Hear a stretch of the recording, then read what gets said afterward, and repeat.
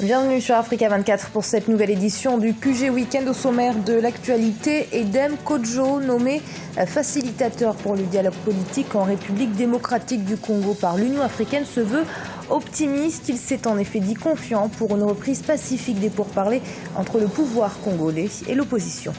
Au Burkina Faso, un dépôt d'armes de l'armée a été attaqué. Ce vendredi, les assaillants n'ont toujours pas été interpellés, mais selon le porte-parole de l'armée, il s'agirait d'éléments proches de l'ancien président Blaise Compaoré.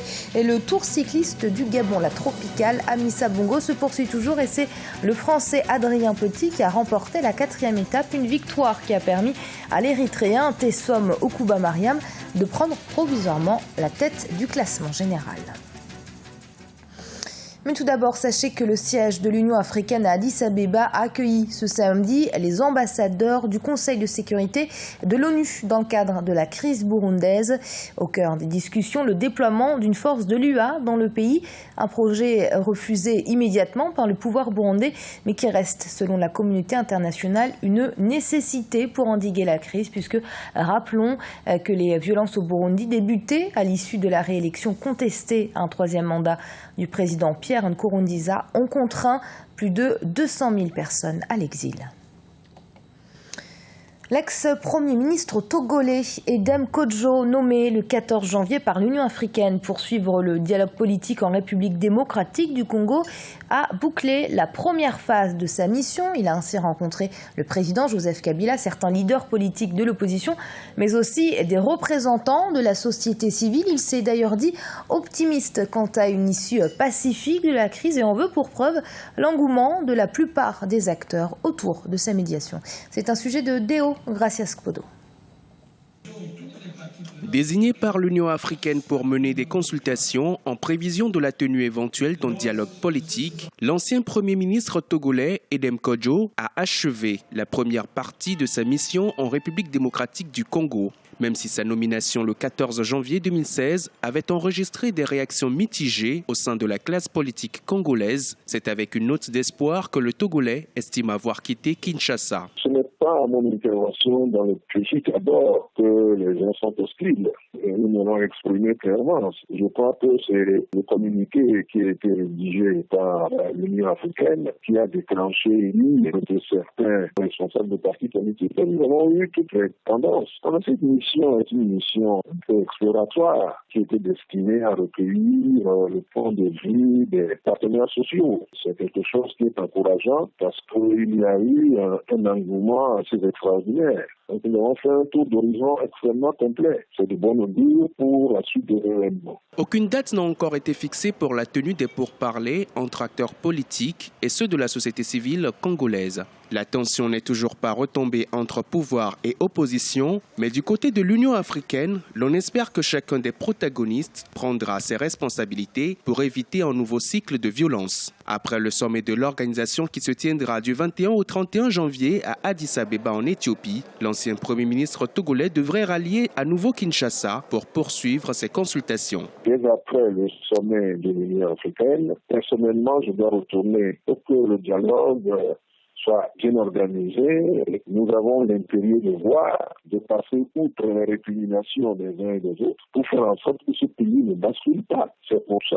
que personnellement j'ai accepté cette mission et je conduirai cette mission avec détermination pour que nous puissions enregistrer des progrès. Lorsque le sort du pays est en question, je crois qu'on doit taire toute querelle partisane et s'attacher à résoudre des problèmes. C'est pour nos pays. Donc la responsabilité de tout le monde est engagée. Avant l'Union africaine, les Nations Unies avaient également tenté une mission de facilitation de la crise politique en RDC. En décembre 2015, le diplomate algérien Saïd Dinitz était à Kinshasa pour s'entretenir avec le gouvernement et les autres parties prenantes afin de discuter des contours du dialogue. Mais rien n'y fit. Un défi donc pour l'organisation panafricaine qui veut aujourd'hui à tout prix éviter un basculement dans un autre cycle de violence en République démocratique du Congo. Et dans le reste de l'actualité, toujours en République démocratique du Congo, ouverture ce vendredi du procès de 3 étudiants poursuivis pour offense à la personne du chef de l'État. Ils ont été arrêtés le 28 mars 2015 à l'université de Kinshasa après avoir appelé à soutenir l'opposant politique Vital Kamerhe. Ils sont depuis toujours en détention. Leur défense a plaidé pour l'annulation des procès-verbaux. L'audience a été renvoyée au 29 janvier. Au Burkina Faso, ce vendredi 22 janvier, un dépôt d'armes de l'armée a été attaqué par des individus identifiés comme des soldats de l'ex-RSP selon l'état-major général des armées. Ce dépôt est situé à l'ouest de la capitale Ouagadougou. Si aucune victime n'est à déplorer, de nombreux dégâts matériels ont été constatés. Les opérations de ratissage dans la zone sont toujours en cours. Gladys Mwamba. Un dépôt d'armes de l'armée burkinabé attaqué. Un dépôt de matériel de l'armée a été la cible d'une attaque dans la nuit de jeudi 21 au vendredi 22 janvier 2016 à Imdi, près de la capitale Ouagadougou au Burkina Faso. Selon les autorités burkinabées, cette attaque serait l'œuvre d'une vingtaine d'assaillants. Dans la nuit du 21 au 22 janvier, aux environs de 3 h du matin, une tentative d'incursion n'ayant fait aucune victime a eu lieu au niveau du magasin d'armement de Yimbi. Le site est sous contrôle des forces armées nationales et le dispositif de surveillance a été renforcé. Aucune victime n'est à déplorer, mais les sources sécuritaires font état d'importants dégâts matériels. Les assaillants auraient emporté des armes et des munitions. Les opérations de ratissage sont en cours dans la localité de Yimdi. Je ne saurais pas vous dire les motivations réelles de cette attaque. Parmi ceux qui ont perpétré l'attaque, certains éléments de l'ex-régiment de sécurité présidentielle qui ont été identifiés. Et certains ont été arrêtés sans objet d'un interrogatoire. Qui sont les autres éléments, qui sont les auteurs. L'enquête nous confirmera dès qu'il y aura de nouveaux éléments. Pour le moment, on n'a pas la totalité de l'identité de l'entièreté de ceux qui ont mené là. Le 16 septembre 2015, le régiment de sécurité présidentielle avait perpétré un coup d'État orchestré par le général Gilbert Diendéré. Les 1300 hommes de cette unité d'élite ont été dissous et une trentaine d'entre eux ont été emprisonnés dans une prison militaire aux côtés du général Gilbert Diendéré. Le 24 décembre 2015, une tentative d'évasion préparée par les ex-membres du régiment de sécurité présidentielle aurait été déjouée par les autorités de la transition burkinabé.